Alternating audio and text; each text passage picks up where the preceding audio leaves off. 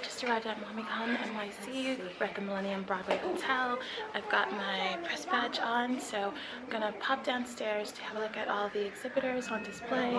It's really exciting. There's lots of parents here with their kids, and I'm really excited to learn about probably the more educational stuff is Ellie's 5, so I'm going to be leaning toward the older children and all the discussions geared toward reading, money, saving, investments, learning about the value of money, all that sort of stuff. But yeah, it's really exciting, so I'll check in later. So I'm feeling refreshed after breakfast and my coffee in hand. I'm going up to the 7th floor to watch Finding Yourself After Baby. It's going to be a wonderful discussion, so we're going to head on up and check that out.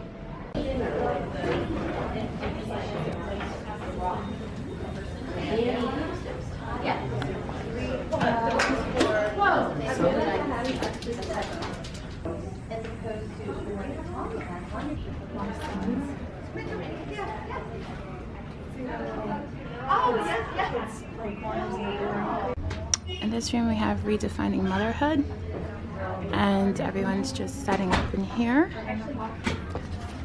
That looks like a pretty good topic of discussion as well. I'm kind of torn. I want to attend both of them. Decisions. Yeah, I really like the vibe here. It's very chilled out, very informative. You can make it whatever you want. There's so many different discussions happening, so you can really attend whichever panel you're interested in going to. If you have a newborn, you can go to the panels dedicated and discussions dedicated to younger children. If you have an older child, you can find those dedicated to your own age group. So weekly live presentation where we talk about subjects that are very important to women in general, under a broad definition. For the sake of the MommyCons where we're going to be speaking, we will be talking about redefining motherhood. Yeah. And it's more of a conversation than a talk. We'd like to really get everybody involved and encourage everybody to participate. Yeah. And our mandate as a brand is to encourage women to challenge and question the stories that we've been told about what womanhood is supposed to look like, and for the sake of this talk, what motherhood's supposed to look like, so we understand that there are options and there are choices, and we have more control over the situations we've created for ourselves and children, and it's as if we cease to exist. And this is one aspect that I know for me touched me very, very deeply. I'm a very strong individual, but it was kind of like there was it was never suggested that it could be any other way. And I like to talk about the sin of omission, that just because it's not said doesn't mean it's implied or said, you know, like I'd say the fact that we can take time for ourselves. Like I'd say, I would go every night. That is not said. It is not said. So for instance, in my case, I remember having this conversation with my spouse years back, because I used to go off and take a bath and he had no problem with it, but never once did he say, go take a bath. You know? Go, I got this. Yeah, you take care of it. It was just like the assumption was there, but there was so much guilt because nobody ever gave me permission to just go off and enjoy and take the time for myself. And we need to have a conversation about this, because the simple fact of the matter is, at this point in our lives, at this where we are in the history of society, is no one's going to say, unless we have exceptional people around us, go take time, I got this. So we as mothers have to start making a practice of giving ourselves permission, recognizing that the time to ourselves on a daily basis, on a weekly basis, whatever that looks like, is as much of a priority as the kids' swim lessons, as getting food on the table, nourishing ourselves, remembering who we are as women and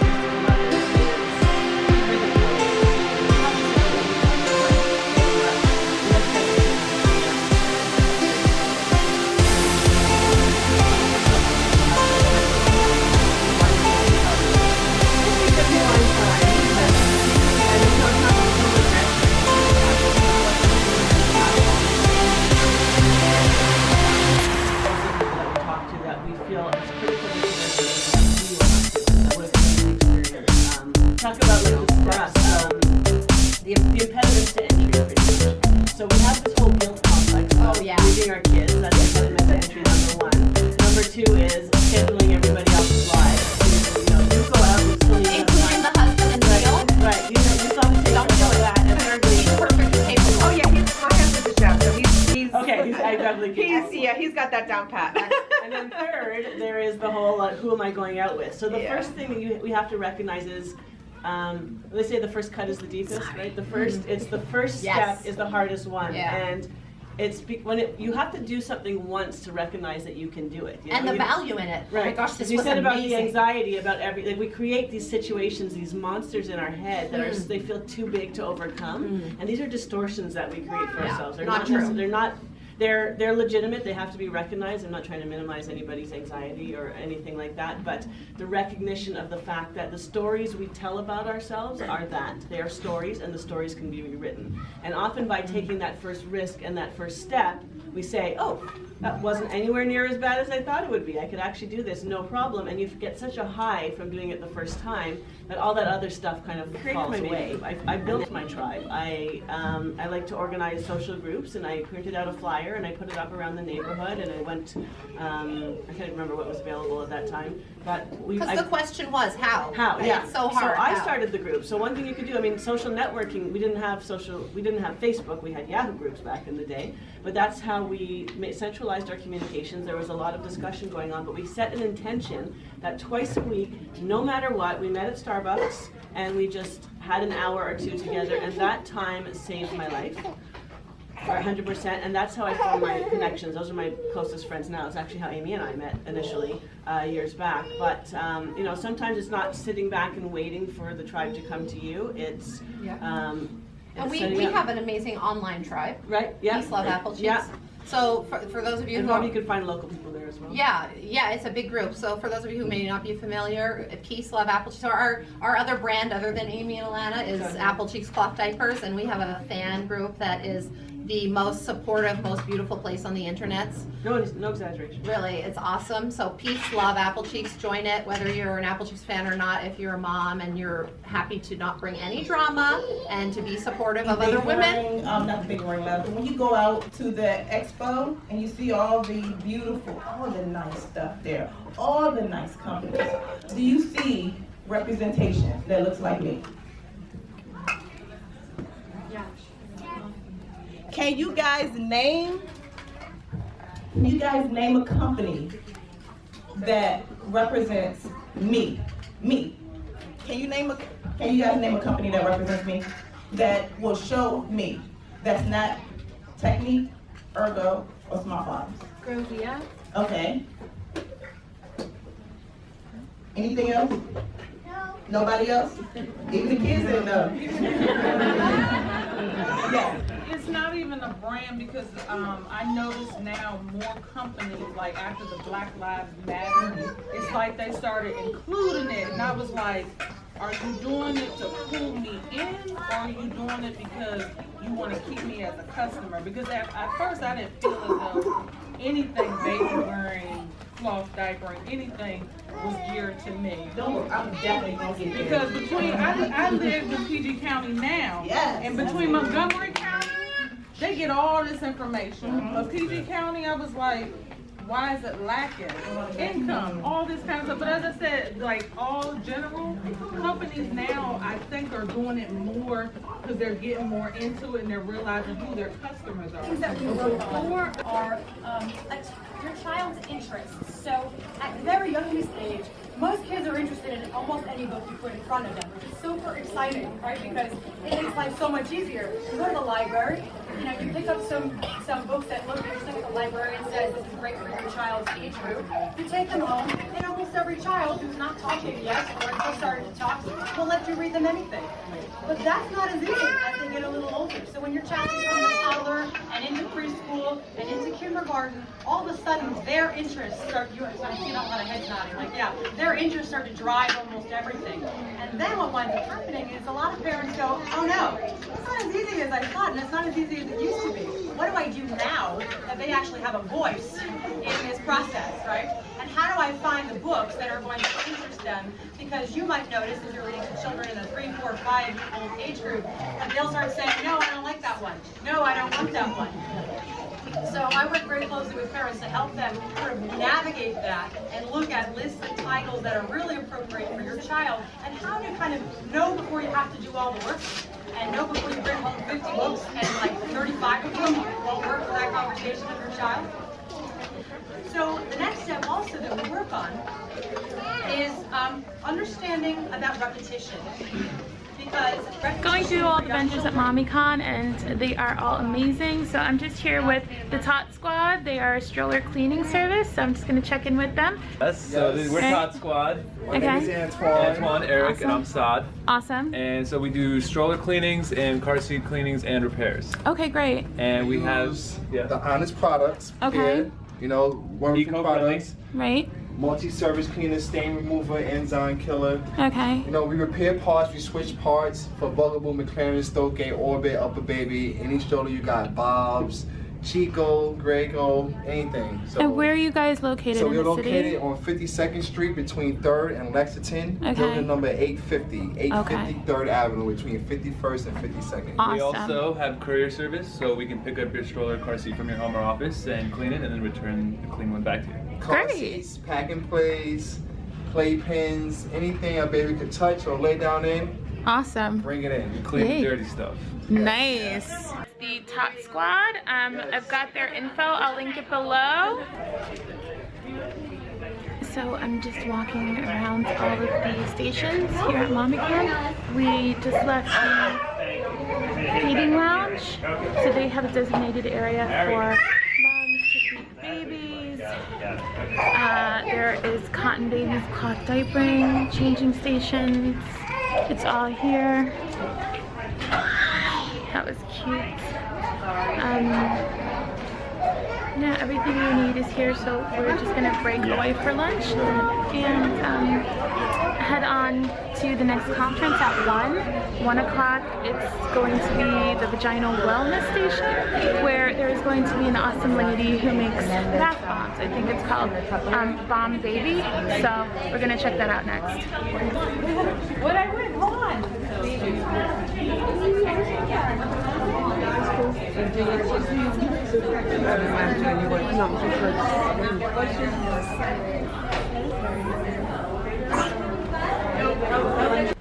Hey guys, I'm just getting into my room.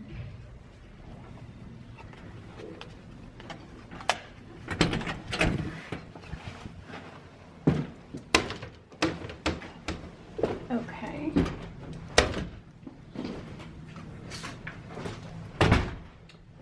Yeah, so this'll do. This is cute. Very nice and airy.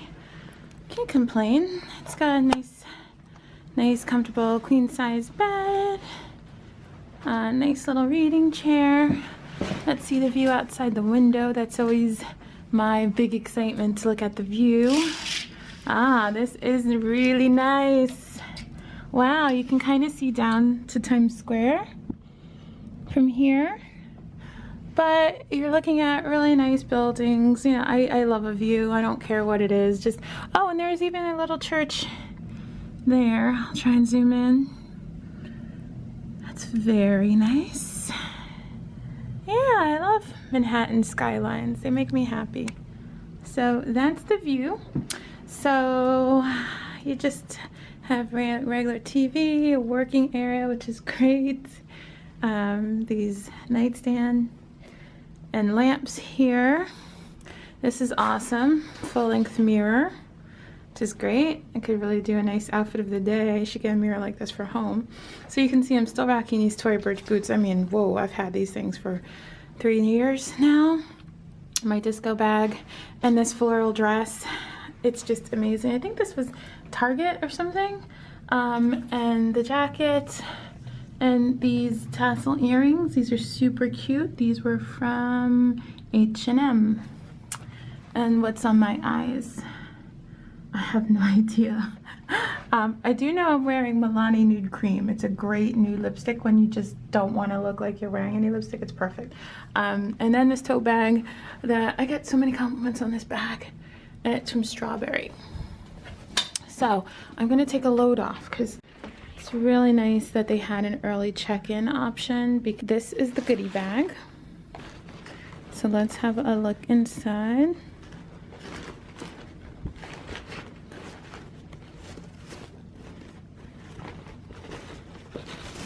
I'm amazed I was able to open that with one hand. So it says Your income isn't disposable. Stop throwing away diapers. Use cloth instead. And it's cottonbabies.com. Very cool. Wow, this is a lot of stuff. This is a lot of stuff. So first thing I got is the travel bib with a latex spoon. And this is from B-Box. Fresh Wave odor removing packs. Okay. Silly bib. Children's tableware from Replay. That's cute. Replay. I can always use these. These are water wipes. The world's purest baby wipes. How cute. Baby food. Sweet potatoes and mango. Lots of food. Pix peanut butter slug.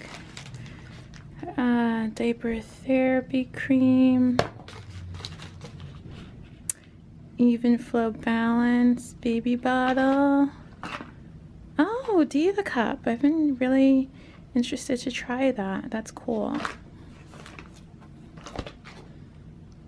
Did that one already. This is neat. A lot of the stuff is geared for, you know, smaller babies. Pouch topper. Cool. And Fabulous Nebulae Farm to Tub Naturals. Oh, this is like a bath product. That's great. Oh, nice gentle cleansing first tooth kit from Ma'am. Make it good. That's great. I could always do with a pouch. And more baby food. Wow, this is quite a swag bag. I mean, this is my first conference, and this is a really good bag. And this is from the... Just out and about in New York City looking for a quick lunch spot. Gonna head to the conference, which breaks back from lunch rather, at 1 o'clock. So I'm looking for something really quick and easy in this city.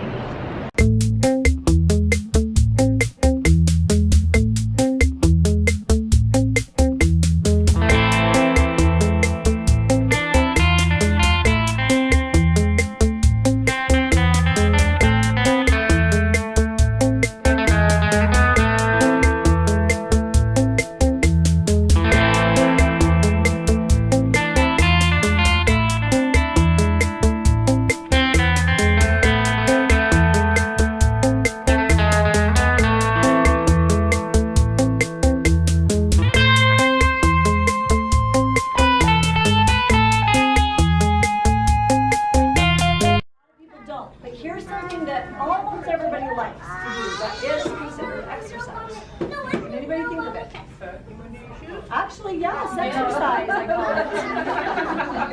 That is one. But what's another one? Can you think about some sort of movement that would be considered? Dancing. Walking. Close. That is a good one. But Dancing. I mean, huh? yoga, but that's exercise. That is, but similar. What? Dancing. Dancing. That's it. Yes. Vacuuming. So actually, all of these, any type of movement, you're right. Like any type of movement, it can be considered. But a lot of people love to dance. Yeah. Good luck to you. Hard. Yeah, but it's a lot.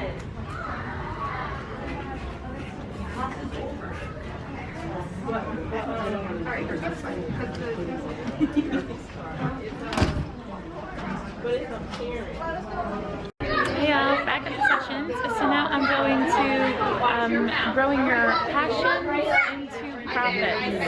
So that's going to be super exciting, right up my alley. All of the sessions and speakers have been super informative, and I've really enjoyed them all. So let's go. You guys who are not here for Baby Brain, so if it's blogging, if it's you know, maybe a center or something, you can just insert that word. Do you, as an entrepreneur, not that you have to have all 10, by the way, guys, but these are the top 10 attributes that almost all CEOs or small business entrepreneurs will have. And you can begin to see for yourself, am I having that right personality? Because sometimes you don't have the right personality and you instead could use your passion in a different way. And then I like to say, do you have that passion and drive, which we've already talked about. And one of the last questions I get is, what if I don't know where to start? And that's a really great piece. You can get super overwhelmed about starting your own business or turning your passion into something different. And so where would you start is a piece of paper and a pen. I call it the cocktail napkin scenario, where you just start writing down all of your thoughts, your wishes, and putting it on paper, and then seeing for yourself, like 2 days later, does it still make sense? Does it sound reasonable? And then testing the waters with people that you know and love and trust, and saying, you know, I kind of envisioned myself doing this. And then you can ask further out. You just keep asking, does this start to make sense? Because it gives you that opportunity to test that idea a little bit with the people that you love and trust. They're not going to just shut you down right away. Wow, that was a great talk. Turning passions into profits, I loved it. So now we are on the 8th floor, we're on the exhibit space, so let's go and check out all the exhibitors. Hi. So you guys are, I'm a vlogger. Are you guys mind being on the vlog? Not at all. Great. We love media. Yeah, good. All right, so what's your company called? So our company is called Pip and Grow, and we manufacture an American version of the finished maternity wipes. Okay. So this is a bassinet made out of cardboard. Wow, I read about that on a BBC article that said putting the babies in a box, it reduced infant mortality rates hugely. Exactly right. So is that pretty much exactly the same? Neat. Yeah. Any safe sleep space that's small and easy to use. So infant safe sleep basically means 3 things. So it means baby always on their back, nothing else around the baby, so no blankets, no pillows, and to baby have their own sleep space. Right. So that is really what this accomplishes. It meets all federal standards for safety and everything. So is the baby comfortable? Yeah. Awesome. Yeah, it's wonderful. Awesome. So this is exactly like any other bassinet you would find on the market. Right. It's just made out of cardboard, so it's recyclable, it's eco-friendly, and it's wonderful. Awesome. Thank you. Take care. Thanks a lot.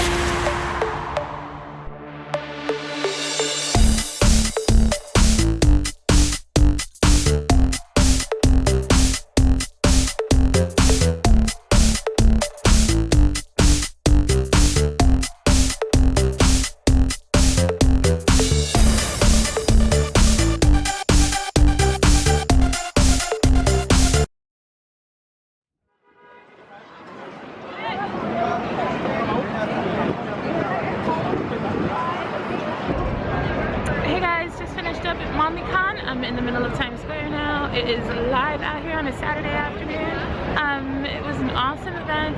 Definitely will be checking it out next year. I'll bring Ellie with me, but I'm just gonna close out the vlog now, guys. I'm gonna just have a walk around, maybe do a little shopping, and just, you know, check out the vibes of New York City on a Saturday afternoon. So thank you for watching my MommyCon vlog, and I will see you next time. Bye!